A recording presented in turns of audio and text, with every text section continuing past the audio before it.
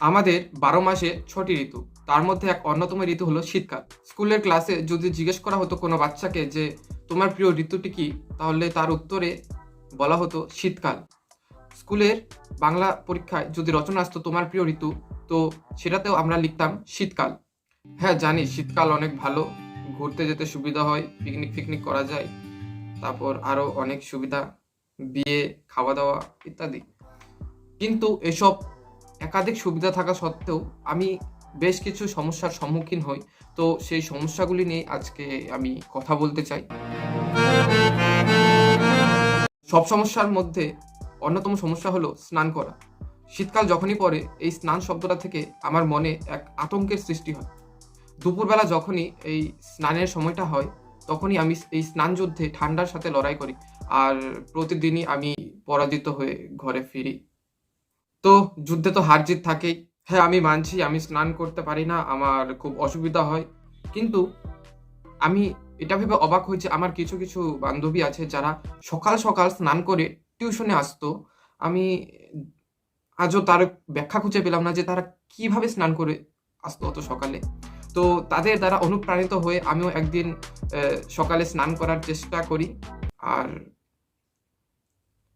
পরবর্তীতে আমাকে হসপিটালে নিয়ে যেতে হয়। তো আমি এরকম ঝুঁকিপূর্ণ কাজ করেছিলাম, তো তোমরা বাড়িতে প্লিজ কেউ ট্রাই করো না এই ঠান্ডার মধ্যে সকাল সকাল স্নান করা। তারা করতো, তাদের কিছু ট্যালেন্ট ছিল এক্সট্রা, বডিতে কিছু ছিল, আমি জানি না কিভাবে করতো।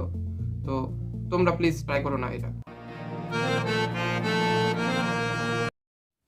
আর কত জামা পরবো, কত টি শার্ট, হুডি, শার্ট, উলি কোট, জ্যাকেট, শালা সবগুলো একসাথে পরলেও এই ঠান্ডা যায় না। একদিন তো আমি সব পরে কম্বল গায়ে দিয়ে আগুনের ওপর বসেছিলাম, তাও ঠান্ডাতে আমার শরীর শুধু কেঁপে যাচ্ছে কেঁপে যাচ্ছে। এতগুলো জামা পরি, এই পাতলা শরীর আমার এরকম মোটা হয়ে যায়, তাও এই ঠান্ডা শালা যায় না। কেন যায় না জানি না, কেন যায় না। এক তো এদিকে শরীর থেকে ঠান্ডা যাচ্ছে না, একটু সূর্যর দেখা পেলে তাও একটু শরীরে গরম গরম অনুভূতি হবে। আর এদিকে 2 বছর ধরে এই সূর্যই উঠে না, সূর্যই উঠছে না। তো আমি কিভাবে, মানে ঠান্ডাটা কমবে কিভাবে? এই জামা কাপড় আমি কতদিন ধরে একই জামা কাপড় পরে যাচ্ছি, জামা কাপড়ের মধ্যে খয়েরি খয়েরি কালচিটে দাগ পড়ে গেছে, ধুতে দিব, একটু সূর্য উঠলে ধুয়ে নিয়ে শুকোতে দিব, তারপরে তো সেটা দাগটা যাবে। এই শালা সূর্যই উঠে না। তো প্লিজ সূর্য মামা একটু তুমি দেখা দিও, আর ভালো মতো মেনটেন করে চলো একটু। অনেকে বলে নাকি শীতের দিন ঘোরার সময় ঘুরতে যাও, চারিদিকে ঘুরতে যাও, পিকনিক করো, দূরে দূরে যাও ঘুরতে ছুটির দিন। আরে যাবোটা কিভাবে বাড়ির থেকে যখনই আমি এই বিছানার বাইরে পা ফেলি, বাইরে একটু যখনই বেরোই, ঠান্ডা তো আমাকে জড়িয়ে ধরে আরো বেশি করে। আর ধরেও নাও আমি ভুল করে বাইরে বেরিয়েছি ঘোরার জন্য, কিন্তু সেই ঘোরাটাকে কন্টিনিউ করতে তো আমাকে রাস্তাঘাট চিনতে হবে। চারিপাশে যে কুয়াশা, সেই কুয়াশার মধ্যে তো আমি আমার নিজের হাতই দেখতে পাচ্ছি না। একটু যে বাইরে যাব, কোথাও ঘুরতে যাব, সেই গন্তব্যস্থল খুঁজবো কিভাবে আমি? একদিন তো আমি ভেবেছিলাম যে আজকে যাই হোক আমি এই কুয়াশার মধ্যেই ঘুরবো, যেখানে মনে হয় সেখানেই যাই।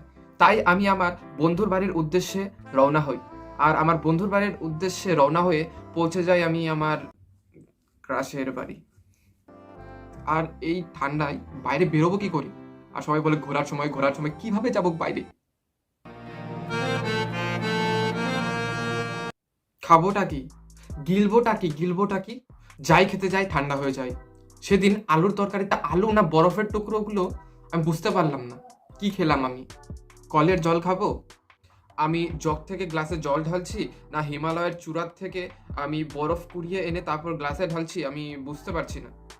আর সবসময় খাবার গরম করেই খেতে হয়, মনে হয় যেন মাথার মধ্যে একটা চুলা ধরিয়ে দিই, সেখান থেকেই আমি গরম গরম খাবার একদম ডাইরেক্ট গিলি। এই শীতকালে খাবার দাবার নিয়ে অনেক সমস্যা দেখা যায় আমার জীবনে, সত্যি।